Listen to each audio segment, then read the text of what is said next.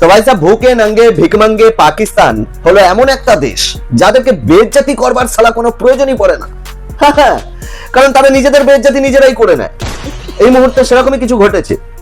Actually Pakistan এই 2026 টি-20 world কাপে এতটাই জঘন্য পারফরমেন্স করেছে যে পাকিস্তান ক্রিকেট বোর্ডের চেয়ারম্যান মহসিন নকভি প্রত্যেকটা প্লেয়ারকে 50 লক্ষ টাকা করে জরিমানা করেছে।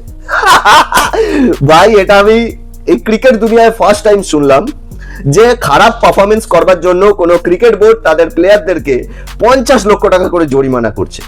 আর সবচেয়ে আশ্চর্যের বিষয় হলো এটা যে পাকিস্তান ক্রিকেট বোর্ডের চেয়ারম্যান মহসিন নকভি জানিয়েছে যে প্লেয়াররা যদি ভালো পারফর্ম করলে পুরস্কৃত হয়, পুরস্কার পেতে পারে, তাহলে খারাপ পারফরমেন্স করলে পরে তাদেরকে কেন জরিমানা দিতে হবে না, তারা কেন পানিশমেন্ট পাবে না।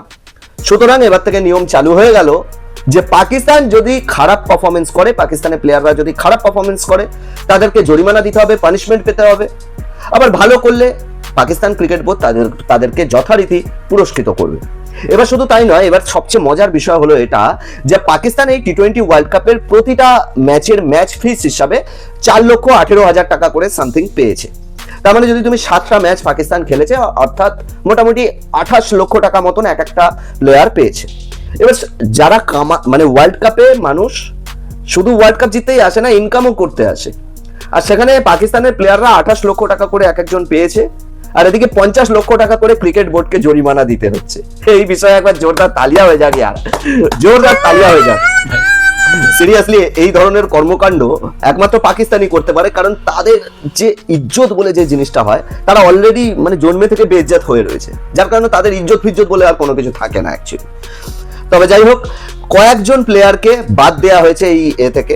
অ্যাকচুয়ালি সাইফজাদা ফারহান, অবভিয়াসলি সাইফজাদা ফারহান শুধু ইন্ডিয়ার বিরুদ্ধে ভালো খেলতে পারেনি, বাদ বাকি প্রতিটা ম্যাচে সাইফজাদা ফারহান দলের জন্য যথেষ্ট পরিমাণ কন্ট্রিবিউট করেছে, যথেষ্ট ভালো রান করেছে, 2টো সেঞ্চুরি মেরেছে, প্রায় 385 এরকম রান করেছে।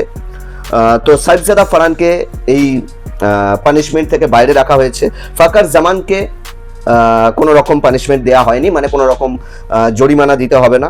আর সাথে আরেকজন যেটা নতুন বোলারটা এসছে পাকিস্তানের উসমান তারিককেও কিন্তু কোনো রকম টাকা পয়সা দিতে হবে না। এই 3 জন বাদে দলে থাকা প্রত্যেকটা প্লেয়ারকে দিতে হবে জরিমানা। আর এবার এর চেয়ে মানে হাস্যকর বিষয় আর কোনো কিছু হয় না। তবে হ্যাঁ, একটা খুব ইম্পর্টেন্ট কথা ভাই, পাকিস্তানের কথা ছেড়ে দাও, একটা খুব ইম্পর্টেন্ট কথা বলি যে সঞ্জু স্যামসন যেদিনকে 97 রান করলো ওয়েস্ট ইন্ডিজের সাথে, সেদিনকে অনেকেই সঞ্জু স্যামসনের সেলিব্রেশনটা হয়তো দেখেছো। সঞ্জু স্যামসন মাথা থেকে হেলমেট খুলে ছুঁড়ে ফেলে দেয়, ব্যাট ফেলে দেয়, এরপরে ভগবানকে স্মরণ করে। সমস্যা এখানে নয়, সমস্যা হচ্ছে এটা যে আইসিসি জানিয়েছে যে সঞ্জু স্যামসন ক্রিকেটে ডিসরেসপেক্ট করেছে। কিভাবে? কারণ সে নাকি মাথার হেলমেট খুলে ছুঁড়ে ফেলে দিয়েছে, যার কারণে হতে পারে যে নেক্সট ম্যাচে অর্থাৎ ইন্ডিয়া ভার্সেস ইংল্যান্ড সেমিফাইনালের ম্যাচে সঞ্জু স্যামসনকে সাসপেন্ড করা হতে পারে বা একটা ম্যাচের জন্য বসিয়ে দেওয়া হতে পারে। কিন্তু এই খবরটা এখন রটছে, কিন্তু আমি তোমাকে বলে দিচ্ছি এই ধরনের কোনো কিছুই হবে না। কারণ আমাদের পুরনো প্লেয়ার যাকে সবাই চেনো, আর মানে বলতে পারো আম্পায়ারিং এর দিকে, আইসিসির রুলস বুকের দিকে এক্সপার্ট কোয়ালিটির বলতে পারো, সে হলো রবিচন্দ্রন অশ্বিন ক্লিয়ারলি জানিয়ে দিয়েছে না, এরকম কোনো কিছুই হবে না সঞ্জু স্যামসনের সঙ্গে। কেন হবে না?